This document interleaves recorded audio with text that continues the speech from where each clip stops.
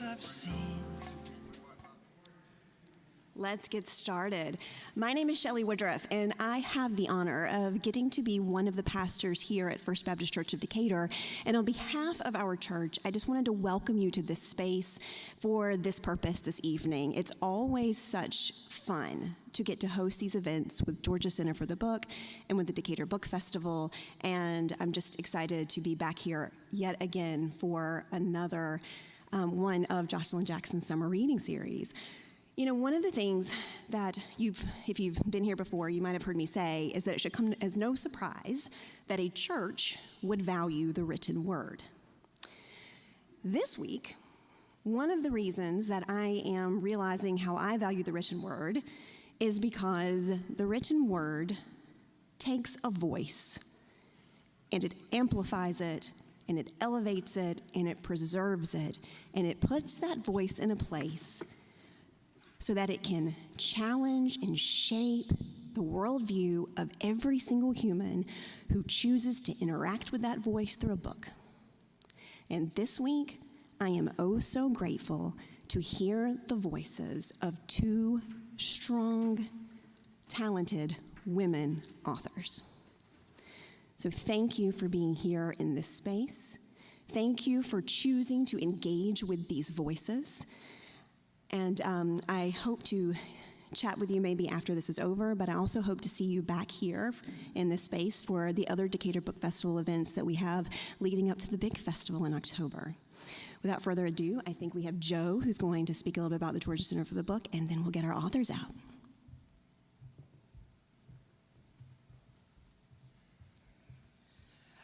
Thank you so much, Shelley, and thank you all who are attending tonight and watching online, and thank you all who have come out for each event Thursdays in June this year for the Joshilyn Jackson Summer Reading Series.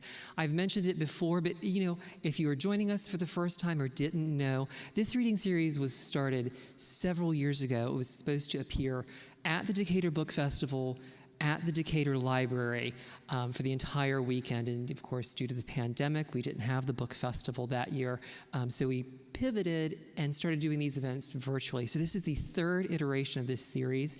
We hope to continue it both in person and virtually for years to come, because it is truly a great series with a great premise. It was originally designed to have an established author and a debut author on stage talking to Joshilyn Jackson, and it's really become something wonderful. Thanks to Joshilyn's stewardship with the addition of Nikki Salcedo and just really working to bring us great books with great messages. And for the past 4 weeks, I've been the warm-up act for amazing women authors, so it's not a bad gig for me whatsoever.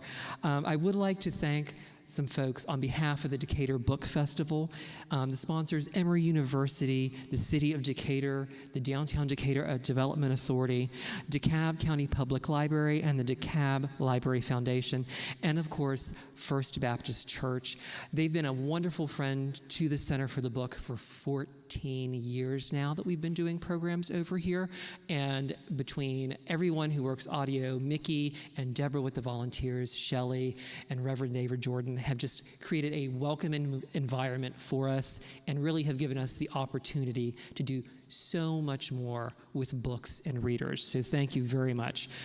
Also, mark your calendars for October 1st. We will have a book festival here this year. We are slightly expanding it, but we are being prudent and just keeping it a little small for this year.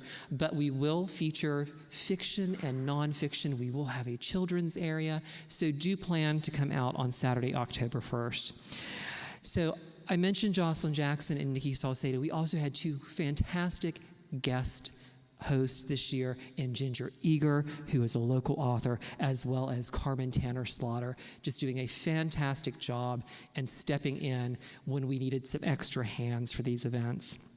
So Nikki Salcedo is the author of the Maggie Award-winning novel, All the Beautiful Things. She, of course, is a Decatur native who, I'm sure Emery's not going to like it, but got a degree from Stanford University, and writes for the Atlanta Loop as well as the local news source Decatur-ish. Her fantastic columns and reviews have also been published in a book, and it is truly amazing to read her work, so I suggest you check that out. You can also see her sometimes writing for Write Club or The Moth, and she just does a fantastic job, and we are so pleased to have her here. She, of course, will be interviewing Sonali Dev, who is the USA Today best-selling author and who won the American Library Association Award for Best Romance and was also a Rita finalist. Her books include, of course, Incense and Sensibility and A Recipe for Persuasion. They are novels with a Bollywood twist and a take on Austen. What two better combinations are there? She is here tonight to talk about the Emma Project, so we hope you enjoy this presentation. Please welcome Nikki Salcedo and Sonali Dev.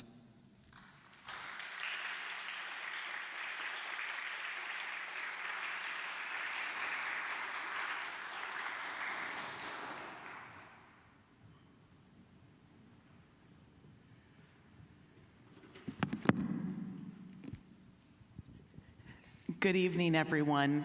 Our slight delay was we were taking selfies for Instagram, so thanks for being here with us, and welcome, Sonali. It's a pleasure to speak with you on stage. You're a dear friend and a wonderful writer.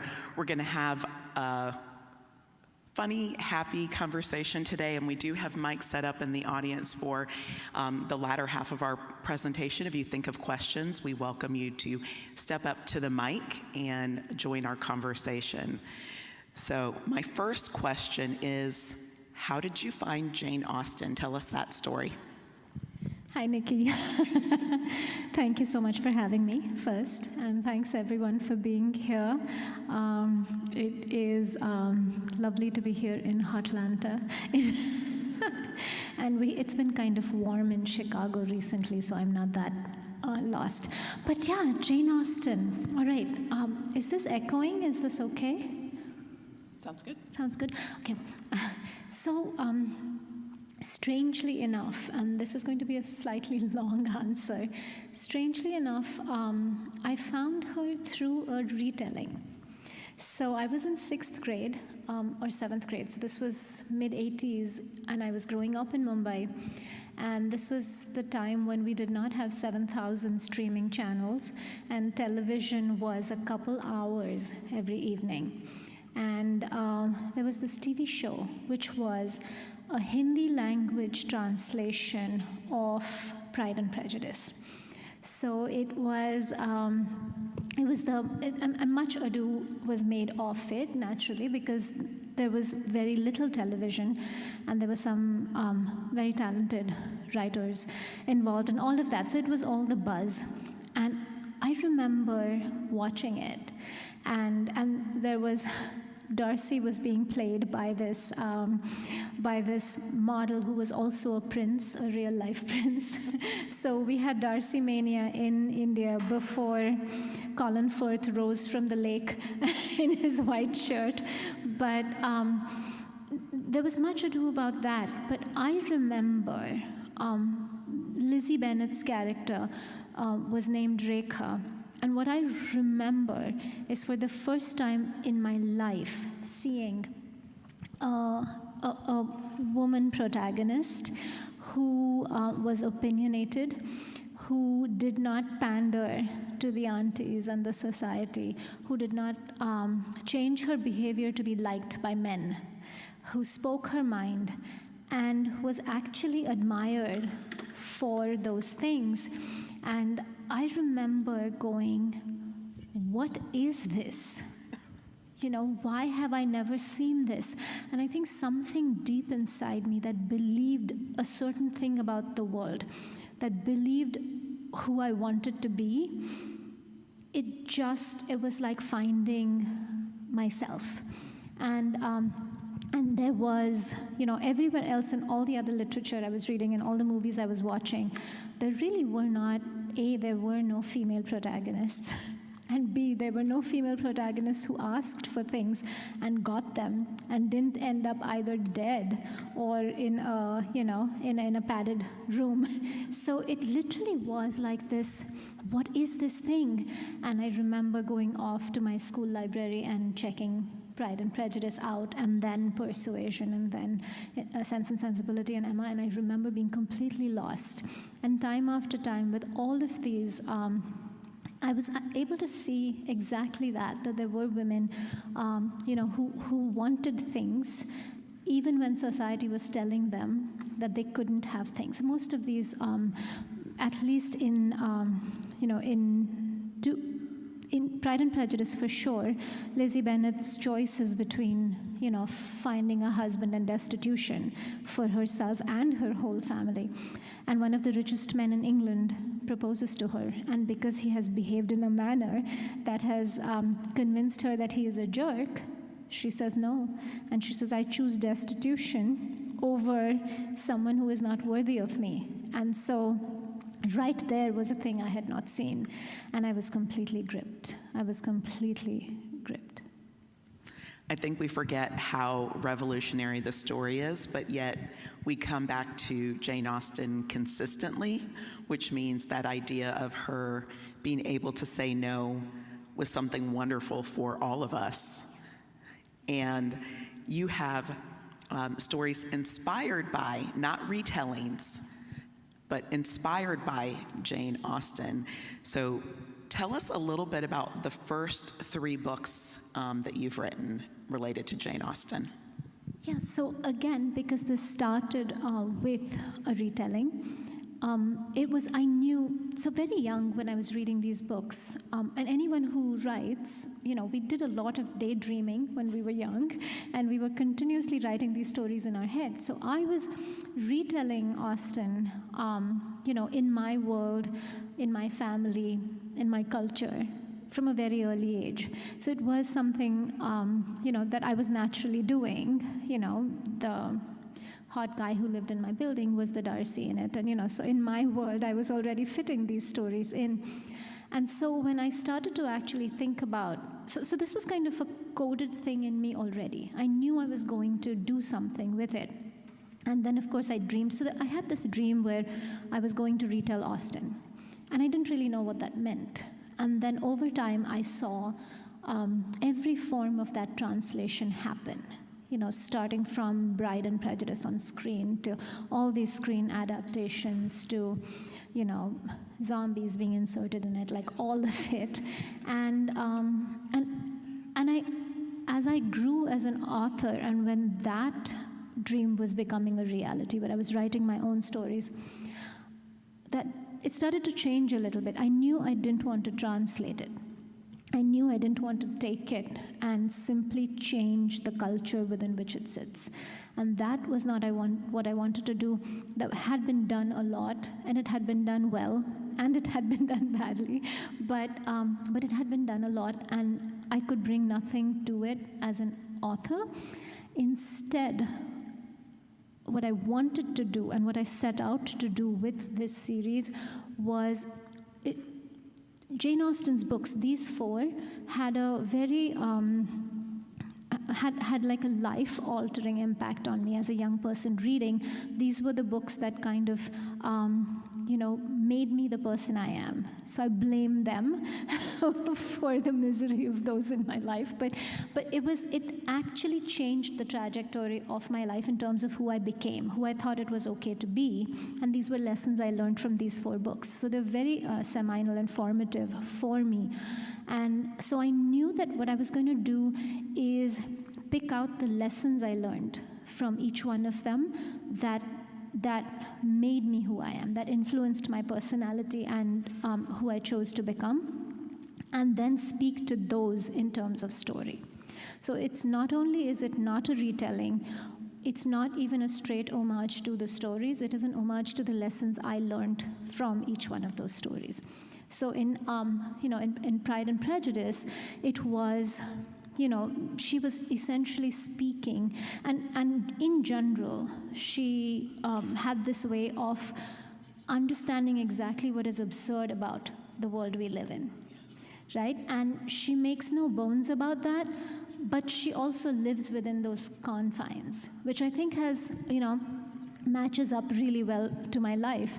I could see how ridiculous a lot of the ways in which we were all behaving are, and yet I only pushed within it to the extent that I could. And so that was something, that navigation, that you don't have to be blind to it. You can be aware of it, and you can still exist within it and push at its seams. So that was a thing I learned, which I wanted to talk about in all of the books.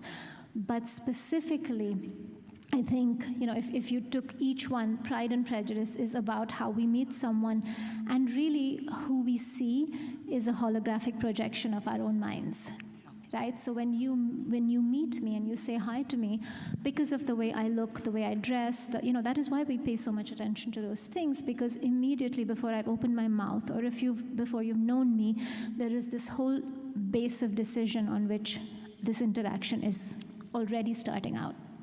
And really, Pride and Prejudice is a story of navigating that, of realizing, where you went wrong, of admitting that, and then understanding why you made that determination, and then fixing yourself so that you can fix, whatever you thought about this other person. So it really is more an inward journey rather than, so I always think of romances as, as not boy meets girl, but as the journey of a person to come into themselves. Because I don't believe that you can let love into your life unless you learn to love yourself, right? So it is that we see this I have seen this in my own life. And, we constantly meet the exact right people, but until we're in a place where we are right, that doesn't mean anything. And so a love story is always, to me, that journey of getting to a place where you believe you're deserving of love, because until then, there is no letting love in. And so it is the original romance novel in that each one of them individually makes that journey. And then there is that right fit that happens. And so really it was about prejudices. It was about what we bring to every interaction. And that was kind of what I wanted to talk to. But even more, I think the thing to me that was interesting was that in any room, if you ask a bunch of people who is the definitive romantic hero, at least half the room is going to say Mr. Darcy. And here is right, and here is a character who really at the start of the book is a jerk, right? He has no empathy. He never, puts himself in anyone's shoes. He never tries to make all the things that we expect of good people who behave well. He does not show us that, and yet, we have our bibs ready because we're going to drool so much, right? Because we give men that chance, right? In stories, and when you're a woman and you write, the first thing that is demanded of your characters is likability. And so here we were, where as soon as an editor or an agent looks at your book, your female characters are judged, absolutely against this whole list of what makes women likable, what makes, them unlikable.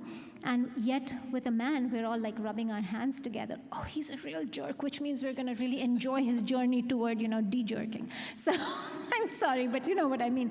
And so I wanted to see in 2017 if I could write a woman who owns her privilege, her brilliance, her gifts with that much ease, who is completely comfortable in her own brilliance, but who is lacking in the lens of empathy, right? So I did not want a woman who had all those things who was going to fall to her knees, because that's what we saw. It's if you saw unlikable characters, you called it arrogance and you called it,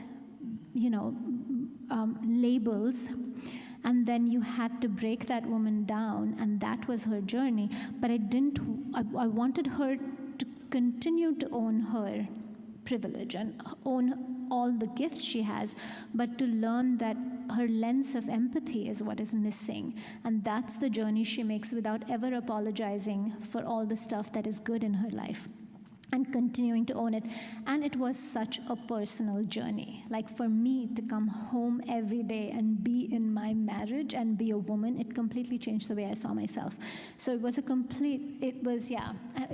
and we'll talk about that, I'm sure, some more. But that was, trying to see if I could flip that, and still have a woman with all of those same, all of those same attributes and gifts as this man, still be a lovable and, relatable and likable character as a woman. So that was what the gender flip was about, trying to dig into that. And do you want me to talk about recipe and incense, or we can come back to that? I do want you to talk about it, but I want to make a comment about something you said there, because we are uncomfortable with female characters who make readers uncomfortable. And yet we're drawn to male characters who are allowed to do this. And then you did this fabulous exploration of, what if I am just truly showing up as who I am with privilege and lacking empathy? So that's a great way to think about retelling these stories, which isn't telling the story again, but telling the heart, the theme of the stories over again. So definitely tell us about the next book. Yeah, and I think it's personal, right? So it is each one of us, and which is why I think essentially there are, one story, 5 stories, whatever it is that Shakespeare said, that it stakes. So to me, it's each one of these, like if I ask you what does Pride and Prejudice mean to you, you're going to have a slightly different take on it. And so I think the fact that these novels are personally what I want to say in the world, right? But the framework for that is these stories that influenced me as a child. So Recipe for Persuasion is a 2-generational retelling of Persuasion in a way. And there was a couple things I was trying to do with that. Again, growing up, I grew up in India, but I think all of us can relate that the world back then was a little bit more absolute than the world today. So coloring outside the lines or trying to step outside of definitions was not what it is today. And mistakes were absolute. So the way I was raised was this place of fear, right, where it was once and done. So if you don't study at the right time and don't get into the right college, your chance is over, right? If you get mixed up with the wrong crowd, your reputation's going to be ruined, your life is ruined. If at the right time, and each one of these things is, I have heard these things said to myself and to everyone else over and over again. If at the right age, you don't make the right marriage, then, that chance will be gone. All the good men will be taken or whatever, right? It was like, you make a mistake and there is no coming back from it. And that's how they scared us into towing lines. And I had, of course, I think we all have that sense that this can't possibly be true. And yet we're so afraid. We're like, oh my gosh, I failed chemistry and my life is over. And that.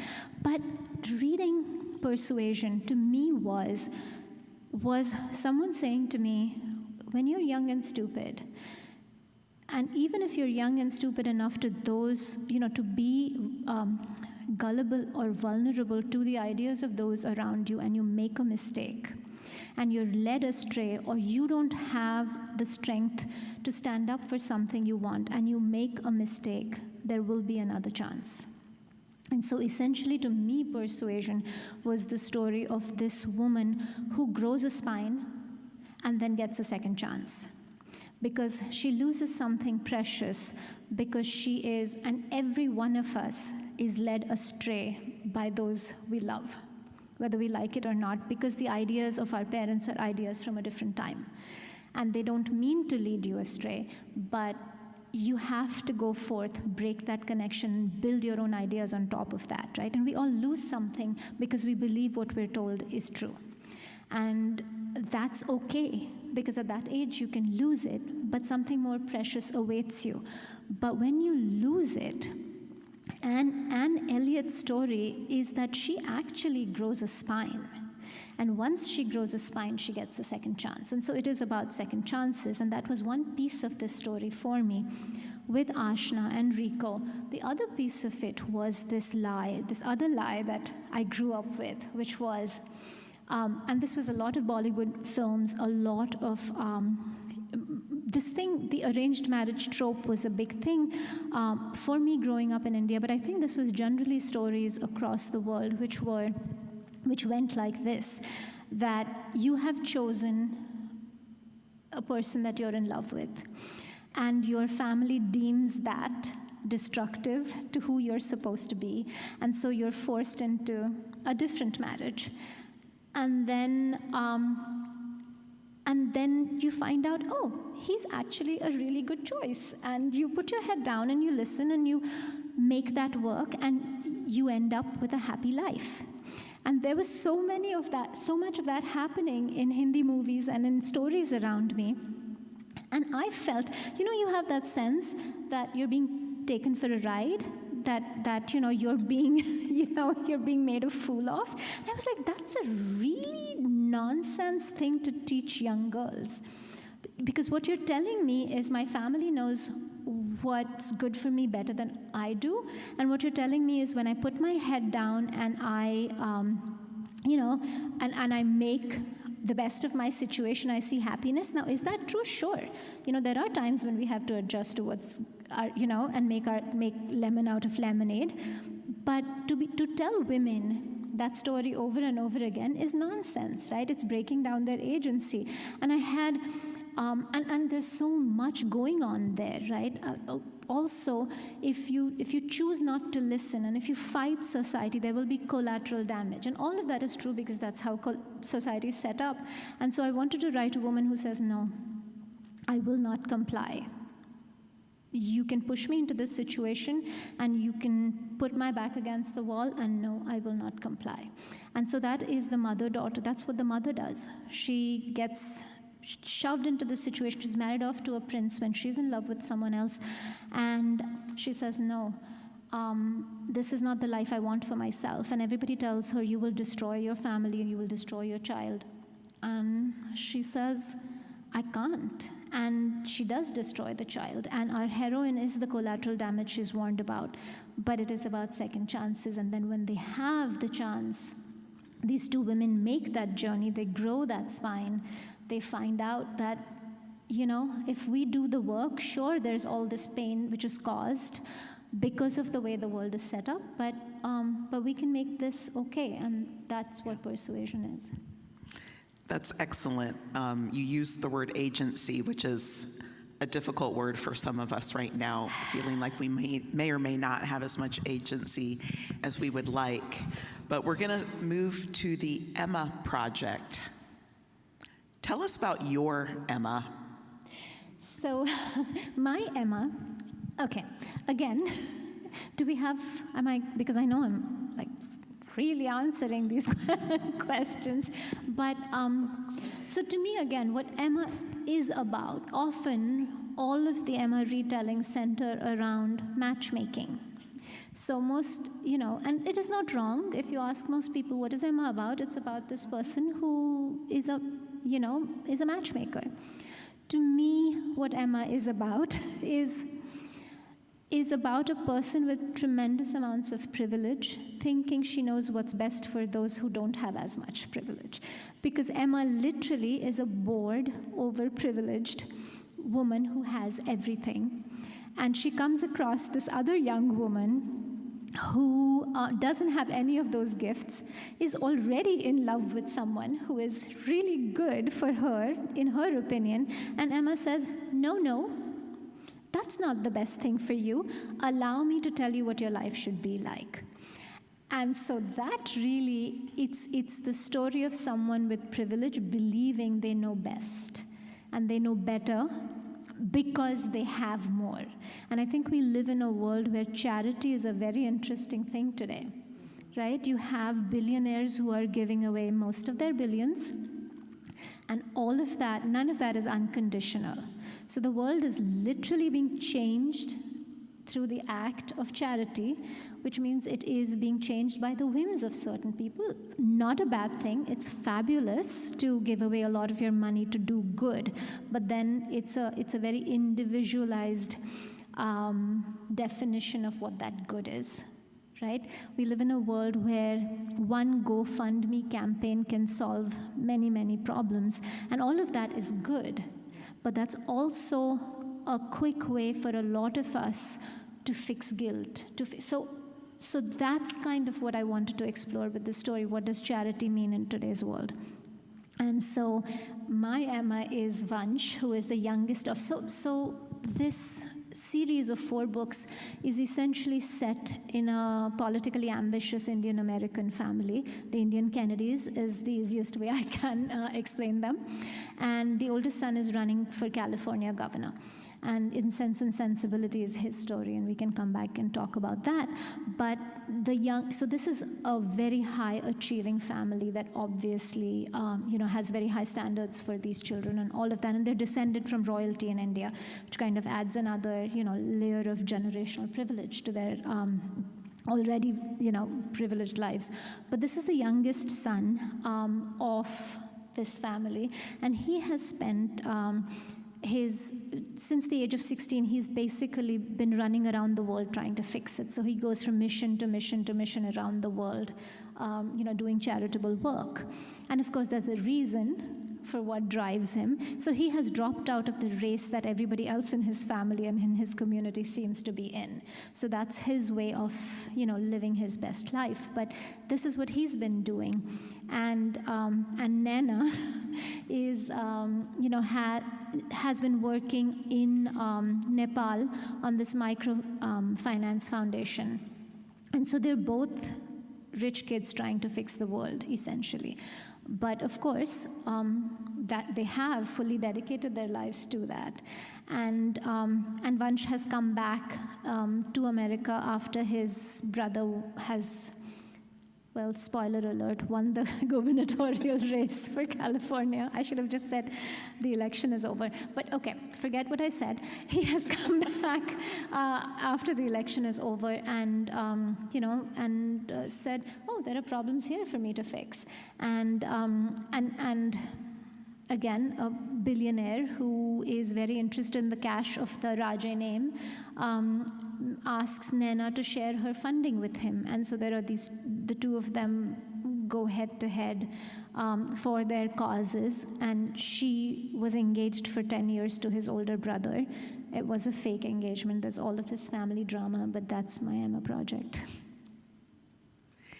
So we love a story that is related to other stories. So you've created a world for us with this family.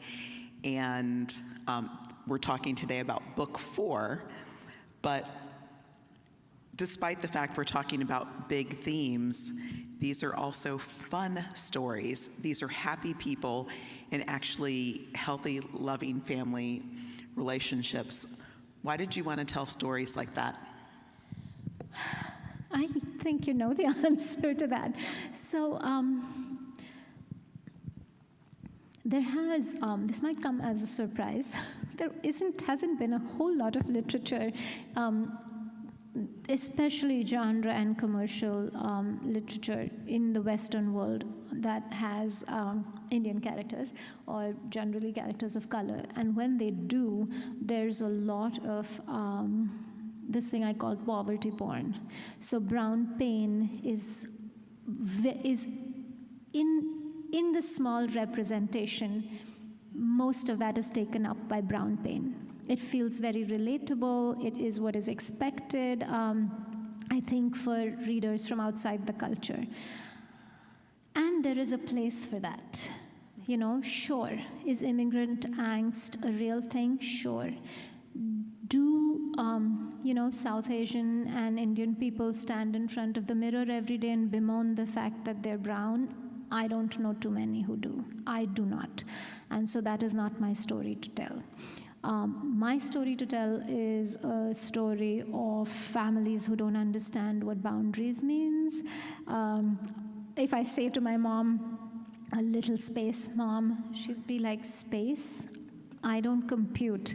So she literally does not compute privacy and space. So that's the kind of families, and this is, and there is a lot of celebration and singing and dancing and eating, interfering, trying to puppeteer everybody's life around you, which I think is a universal thing in most families. And there's a lot of that going on, and those were the aspects that I wanted to talk about. And there is also one of the things that I think does not get any attention is brown privilege. There is also privilege in the immigrant community that never gets explored, because it's always, what we were talking about, the bag of, and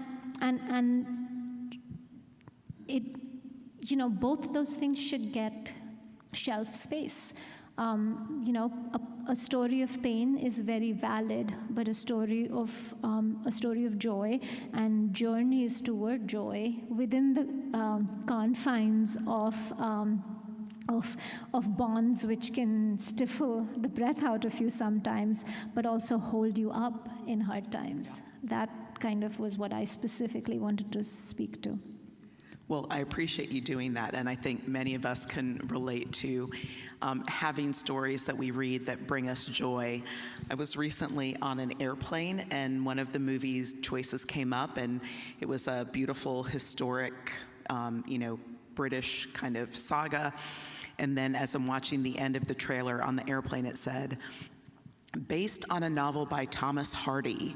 And I was like, next, because in every Thomas Hardy novel, the heroine dies, love is destroyed. Nobody reads Tom Hardy for fun. So I just wanted to remind you all that there is beautiful literature out there with joyous stories, with people who still have a lot to unpack. Like, it's not purely happy, but the joy in reading in your language is just incredible, of just bringing us into a world where we feel like we're part of your family. And we felt that way with the original Mr. Darcy, which is that we believed these were our friends and this was our town and these were our, and it's the exact same experience. So being transformed into your book felt very much like being transformed into, I wish I was a billionaire, but a great way to spend the summer as part of our summer reading series. Tell me, what do you have coming next? Oh boy. So I do, this is a big year for me. Emma Project just came out in May. Mm-hmm. And I have been very, very, very, very, very busy a couple years. So I have 2 books this year. So in November 1st and December 1st, I actually have a women's fiction novel that I am incredibly excited about. And I know you can't see from that far, but it says up here, Mindy's Book Studio, which is... Mindy's Book Studio, if you all know who that is. So it's the thing, thank you.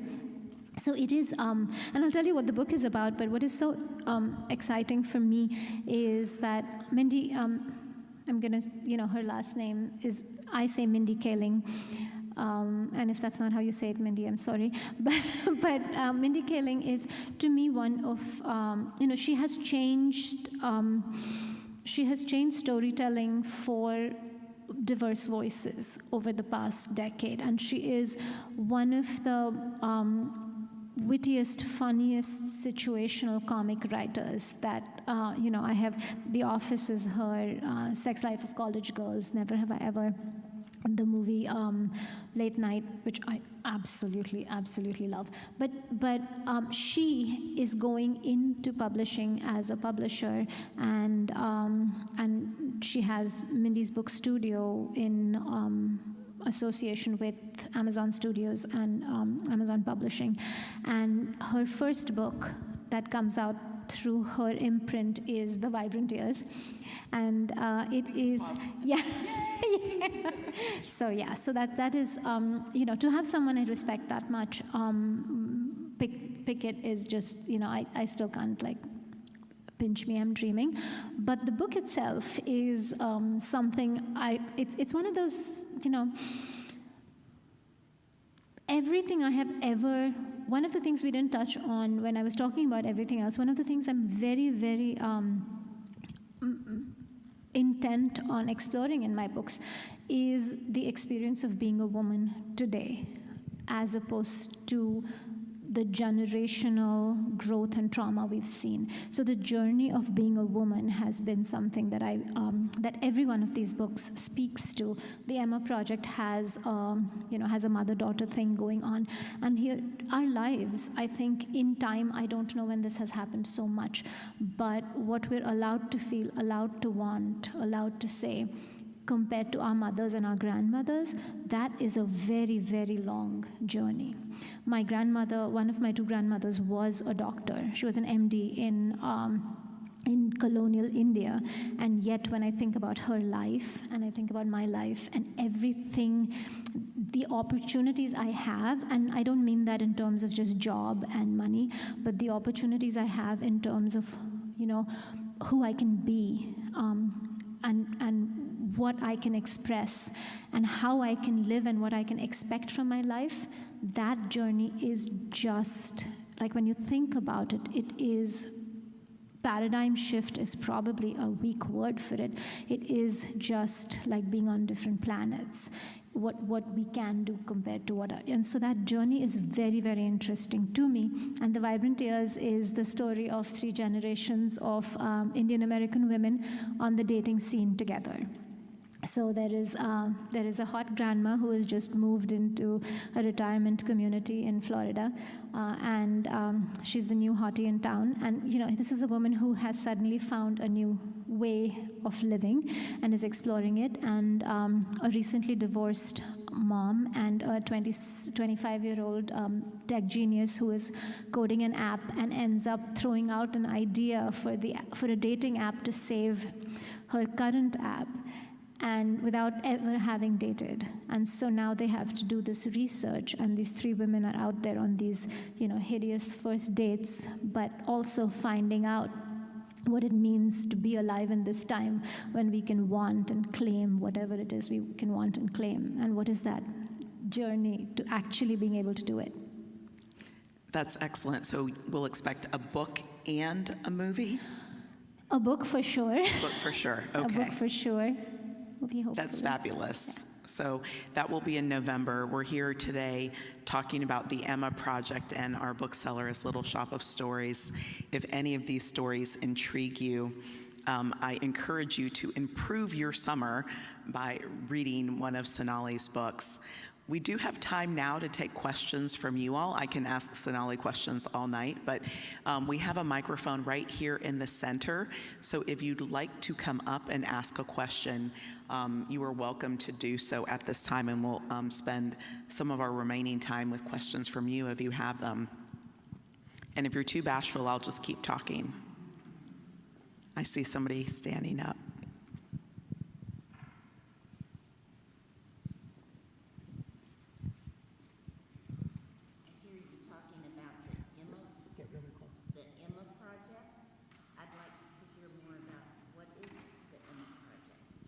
So I'll repeat that question for you. It was, what is happening in the Emma Project? Okay, great question. So I'll go back and talk about titles later because this made me think of something. But as I was saying, I see Emma in Austen's story as somebody who, coming from a place of privilege, is trying to fix other people's lives out of a sense of ennui, or boredom. And the heroine, Naina, believes that's what Vansh, the hero, is doing, that he is, because he goes from charity to charity, because he's, and this new thing that he's gotten into his head to provide a solution for homelessness in San Francisco. And he has a very specific idea, and it is his growth into learning his own, way of fixing problems. But she accuses him, because he is going to take money away from her funding, she accuses him of having an Emma project, which is trying to fix problems out of a sense of boredom and to make himself matter. Great question. Anybody else with a question? And while a person is coming up, please come. There's no question as to, We have another roll. Before Sally comes up, I'll say that I thought Emma Project was going to be the hardest of these. I'm really proud of the titles of these books. And Sally, I'm just going to make you stand there while I tell the story of how my son helped me come up with them. But ask the question and I'll tell the story later. Well, I was just going to ask if you wanted to talk a little bit about Incense and Sensibility, since it's out there too, and, So book 3. Book 3, which almost feels like, the fulcrum of this series, because the series is kicked off when Yash, the oldest son, decides to run for California governor. And it closes, after the election. And so that's the arc of the whole series. And the whole family is kind of focused on this goal. That's their overall goal. And one of the reasons that, this was specifically what I wanted to speak to was this is also a story of immigration, of leaving your home. And they come from a history. This particular family comes from this history of royalty in India, which has its own history of the British coming in and power being lost and converted into figureheads. And so there is this whole very interesting history to that itself.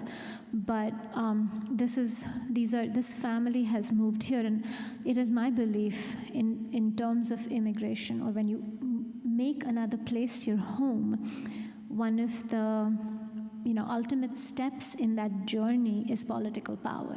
Because when you truly claim your home, you say, I want to be part of making decisions.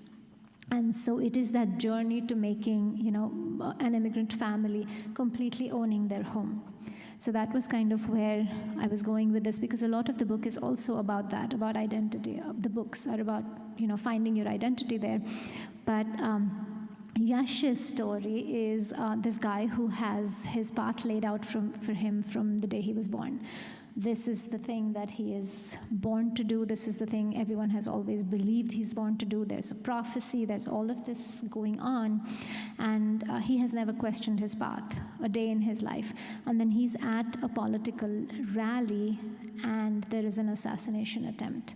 And someone he loves is hurt. And it completely throws him off his game, as you can imagine. And, we're 3 months from the election, and he has a panic attack if he tries to get on a stage. This is a man who has never had a day of, not being glib and knowing exactly what he wants. And then, of course, the only person that, who can help him with that, because he anything he does is going to be public. And his sister's closest friend is a stress management guru and a yoga instructor in Palo Alto. They've known each other for very long, so there's a trust thing. And he has, for the world to see, been engaged for 10 years to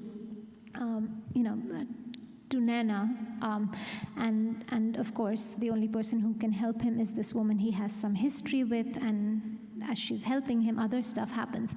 But I will tell you, from the Jane Austen angle, Sense and Sensibility to me translates least well across time.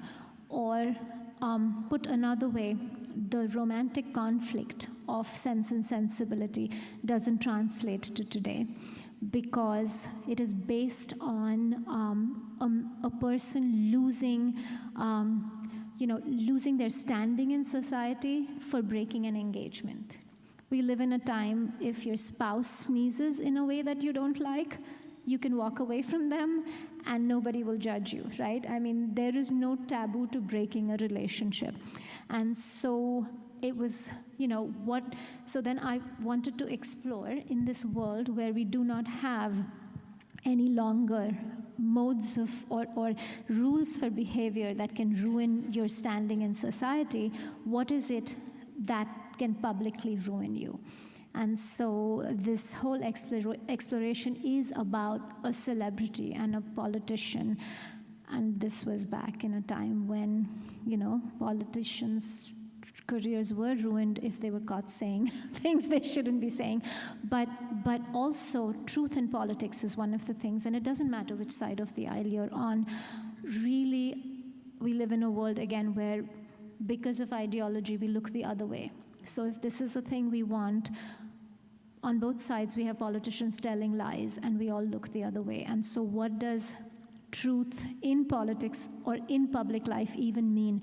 And a lot of Incense and Sensibility is the idea of digging into that, because these are two people who want to live truthfully and who want to be truthful.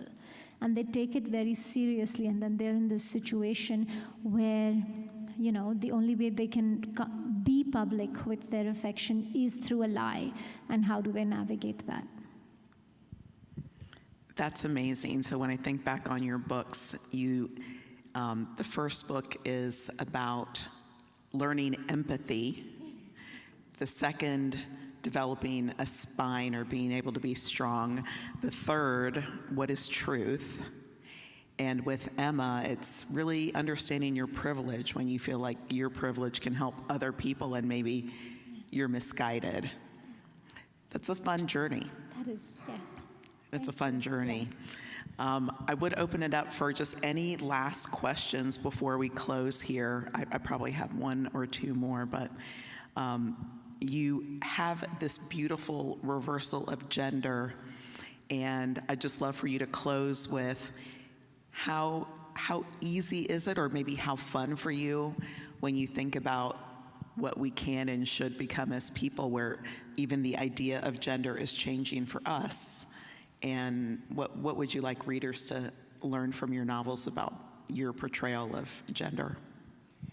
That is a very long and complicated question, but I'll tell you a simple story of something that happened to me when I was writing Pride and Prejudice. As I said, on a personal day-to-day level, I had to question a lot of my own conditioning, because as much as this is about how other people treat you, 90% of this being in a world so different from our mothers and grandmothers, 90% of that is dealing with our own conditioning, right? I myself am so tied with being a good mother first, good wife, good daughter-in-law, good sister-in-law, good aunt, these are things that I used to feel really good about myself. So my self-worth comes from so much of that.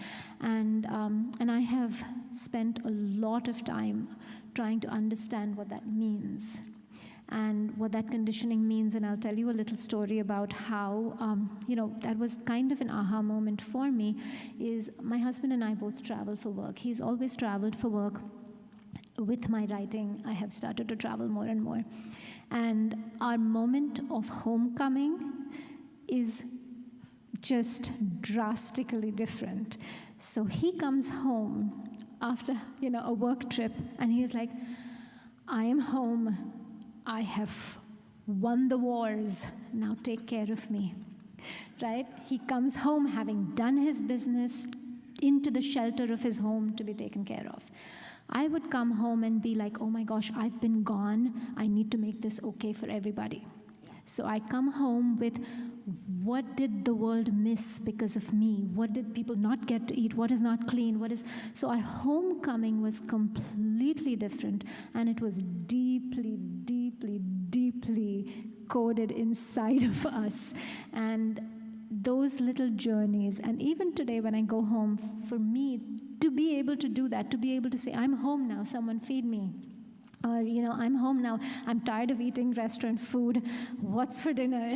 It is a hard thing for me to do. And, if there is ever a day he's going to come home and say, oh, have the roses been watered? And has the, does the dishwasher need to be? And we both were making that journey, but that is a day-by-day breaking down of conditioning. And I think that, in these stories, it would be really nice if a person stopped to think and, and kind of dug into that a little more, because it's in every little thing. It's in the heels we wear. It's in, the fact that last night, because I've been on deadline, I've been hibernating, and I do not look good when I hibernate. And I had, chipped toenail polish, and at night, after everything is done, I'm scraping, and repainting because I didn't have time to go get a pedicure. And I'm like, when he travels, he takes a shower, packs his bag, goes to bed. And I'm like, oh my gosh, my nails are not done. And should I, do I need curling iron? Just so many things. But they're all things of choice now, right? Which is not to say that I can show up, I want to be able to show up with nothing on my nails, and nobody's stopping me. But these are things that truly owning those choices is a journey, so. Well, I want to thank you for taking that code away from us that maybe we were grown up with. We grew up with this certain code inside of us of who we can and should be, and your stories are going to deconstruct our beliefs about ourselves just a little bit, make us laugh, make us fall in love. I do thank you so much to come here to join us. It's been a pleasure speaking with you all. Sonali will be signing books, so if you have questions you were too bashful to ask in the audience, you can greet her at the back of the sanctuary and ask her questions, and books are available with Little Shop of Story.